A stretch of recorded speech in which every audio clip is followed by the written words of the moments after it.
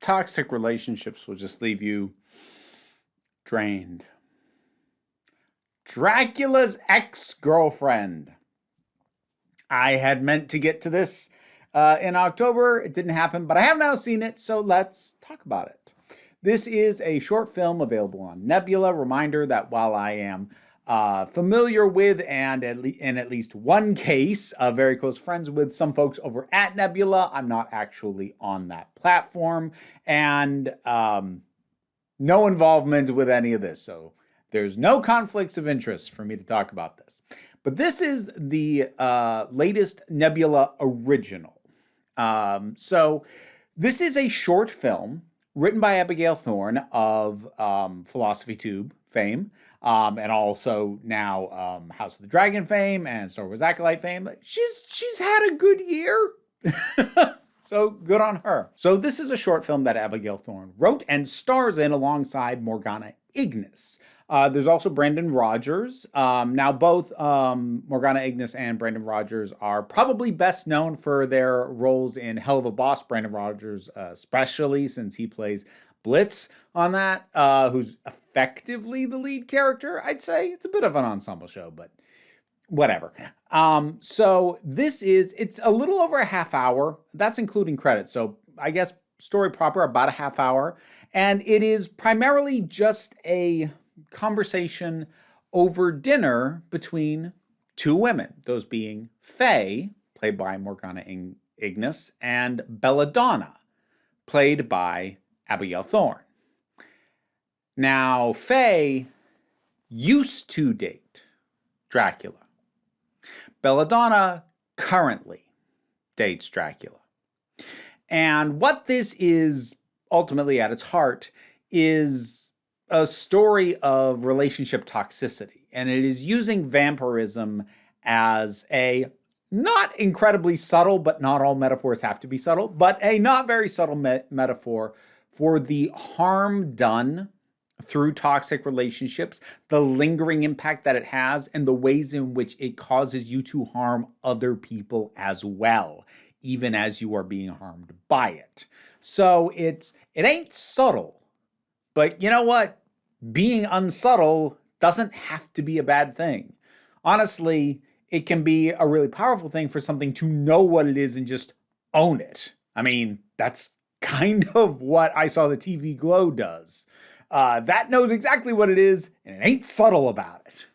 But this does have the thing that I think is a lot of, not even necessarily short films, but a lot of more or less single location films are at risk of. And I say more or less single location because there is a little bit of a flashback where we see some stuff at a party, and there is like stuff that happens in like the bathroom, and there's a little bit just outside the restaurant. But by and large, the vast majority of it happens at the table in the restaurant. And when you have something that predominantly a single set, or even possibly literally a single set, there is the risk of it feeling a little bit stage play. And this does only a little, though. I think it feels it to a degree that I think is kind of unavoidable, between the fact that Abigail Thorne's acting roots are in theater, along with the fact that, you know, her first big original creative project, The Prince, was a play. And I think that you do get that feel when it is the two of them sitting talking. That having been said, it doesn't detract, and I think part of the reason is because of the short length. I think if this had tried to be stretched out into a feature film with the same restrictions, I'm not going to say you couldn't do it. Like, there are decent single location films, but I do think it would have really felt stagey at that point. And part of the reason, even though it does a little, it doesn't feel it too badly here, is there are some good uses of the camera. I'm not going to say that there's a ton here that you couldn't in some way recreate on stage, but there are a handful of things I'm like, okay, that's good though. Because like there's stuff like the lighting changes, okay, you could do that on stage, but there's, some of the shots, like, and some of the more frantic shots, like in the bathroom, but there's this one shot in particular that I actually backed up. I'm like, oh, I freaking love that. And it's so simple. It's just this panning shot from behind Faye's head with the camera looking at Belladonna. But as the camera goes behind her head and around the other side, Belladonna's expression does a complete 180, because on one side, before Faye's head gets in the way of the camera, Belladonna is, let's go with upset. Pan to the other side, and she has the wickedest grin on her face. And the thing is, like, that pan, that's not covering two shots, I'm pretty sure. That's not covering a cut. But there's just something about allowing that camera move to hide the shift of anger to that grin, and to have it hit you that hard when it hits the other side. Normally, I would say let the actor play the moment of a transition between, and I would say 9 times out of 10, that's the better choice. Here, though, that was so good.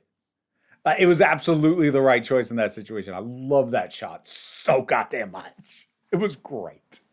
The performances are very solid from all three. I actually was kind of surprised at how good Brandon Rogers was. Not that I was surprised he was a good actor, but I wasn't sure, given what it looked like. He's playing the waiter.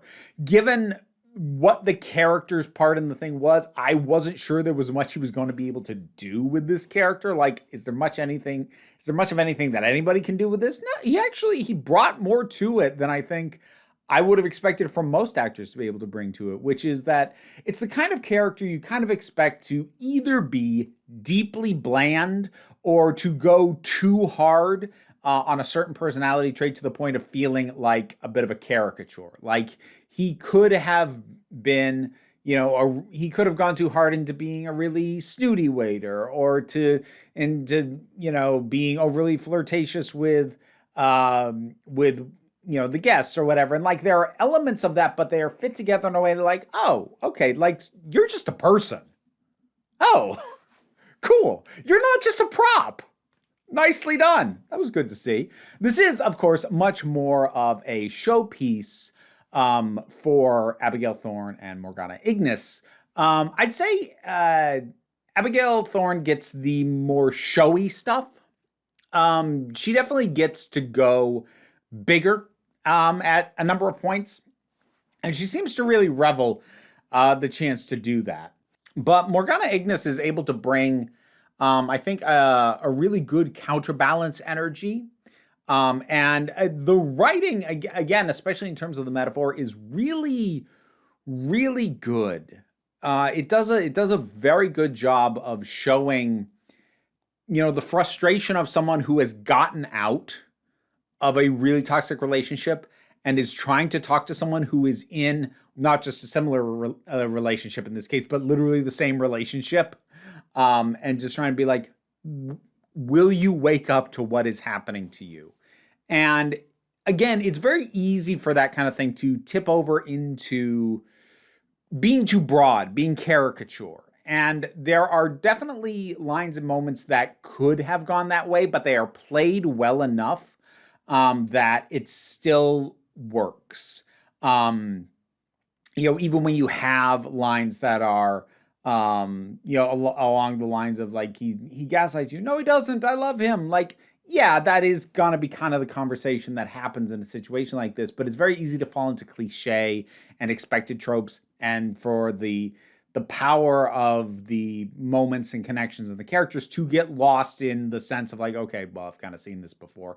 And like, maybe in some ways you kind of have, but I do think the extra layer of the vampire nature is enough to spice it up that even when I recognize some of the beats in terms of like someone trying to pull somebody out of a toxic relationship, it still worked. Like, because the thing is, you don't have to reinvent the wheel from scratch every time. You don't have to come up with something, wholly new, and you don't have to be the purest, newest vision of the world. Sometimes you can do something that's been done before, but just add the right spice to it. And I don't want to say that as a blanket statement of this movie, because that's kind of selling it short. That makes it sound like it was just whatever, but hey, little vampirism makes it fun. Like that, to say it like that, it undersells it. But there are times in which it feels a little bit like it could have gone very rote.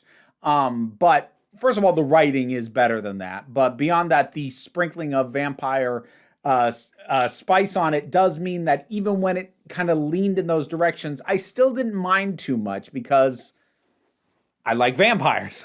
So, that helps. At least it did for me. This isn't really a horror short. So if your thing is vampires in like the horror movie sense, I'm not. I wouldn't not recommend it. But I'm not sure I'd push it really big as like, oh, this great horror short, because it's not. It has horror aesthetic for sure, and horror aspects and horror notes and a couple of horror scenes, but it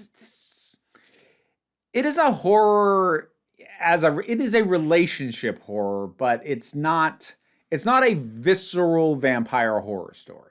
So if that's what you're after, you're not going to find it here. This is mostly about the relationship dynamics and toxicity between people, be they living or undead. But there is that horror aesthetic and flavor and heightened sense from the performances and the camera work and the lighting that gives it that other feel and that other flavor. So I enjoyed this. I thought this was pretty good. And I do think it is an appropriate length. Sometimes when you see shorts, you're left wondering, like, is this a short because you couldn't get the budget together to do it full and proper? But like I said, unless you do a very significant reworking to like add substantively more to this, I think this is the appropriate length. I think trying to stretch it longer than they did would have stretched it thinner than it could support. But for what it is, at a half hour, yeah, no, this is solid. I enjoyed this. Dracula's Ex-Girlfriend. You've seen it. What'd you think about it? Whatever your thoughts are, drop something down in the comments. Let's talk about it. Patreon pays the bills, enables me to do this as my living. Even if you can't help me out that way, like, share, subscribe. They all help. Don't worry too much about it, though. Take a relaxed attitude around here so you can come on back next time you need a break. And now I'd like to thank my highest supporting patrons: Robin Moore, Goddess Elida, Welsh Wrestling Geeks, Oliver B., Melissa Pedersen, Movie Turtle, Ulrich Bogdan, Loki Eris, Melinda Walters, Auntie Kate 808, Becky Sparks, Renabilax the Poodle, Tracy Scrabbit, Angry Casperl, Dave Hall, Quite Bearish, Rosalind Bennett, Adam RDL Taylor, Pal Barabajoggle, Mira G, and Sir Didymus is my favorite. They're all calmer this time because they're eating papaya. Whatever works.